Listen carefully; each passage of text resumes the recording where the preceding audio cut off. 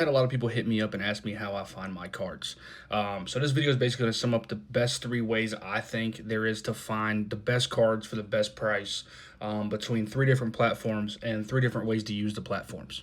My first source of finding cards, and honestly probably my favorite, is Facebook groups. I'm going to put one right here. That's just one of many. If you go to your Facebook, you type in sports cards groups, and a shit ton of them will come up. And just join all of them. There are constantly new product, new people posting, and always make sure that they do coin it, which means if they're trying to sell you, let's say this Brock Bowers, they put this Brock Bowers and then their name and the date below it. That way you know they actually have the card. And then when I normally pay PayPal goods and services, which means basically if I don't get my card, I can get my money back. So Facebook is great, but you have to know what you're doing. And if you want a video on that, let me know and I'll make a video on that.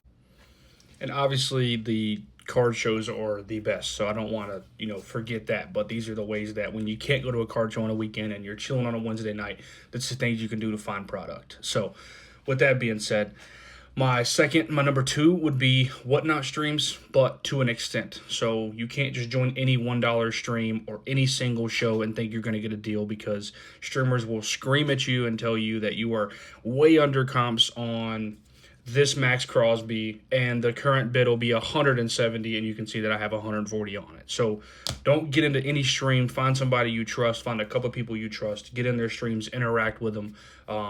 And be cautious of streamers too. Don't always think they're being shitheads because they're not giving you deals. Whatnot does take like 13% of every sale. So I tell people all the time, if I'm selling on Whatnot and I buy the card at 80%, and then I sell it to you for 85%, and then you take 13% of that, you lose money. Like, we lose money when we're giving you, those deals at 85% or 90%. So just keep that in mind. When a streamer does give you $5, $10 off, don't think, oh my God, that's it, because that is a lot of money. If you sell 1,000 cards and you're losing 13% on every single card.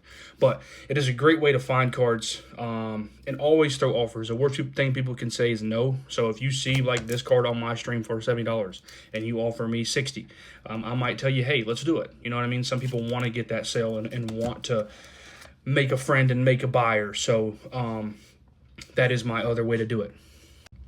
My last and final one, I'm going to tell you right after. You drop a follow, you comment, do something. I ain't asking to like, comment, share, subscribe, do all that, but do something for me. But my last one is TikTok. TikTok is a great way to find inventory. Once you get in like the niche of sports cards, it'll be constant lives coming up and people selling singles. So that's a good way to do it. Again, make sure you trust them. Make sure you do it the right way. PayPal goods and services, or buy it in the TikTok shop. So that is my last one. And if you want other videos on anything, how I do anything, please comment. I need things to make videos about. So feel free to comment. Let me know what you want a video on. Appreciate it.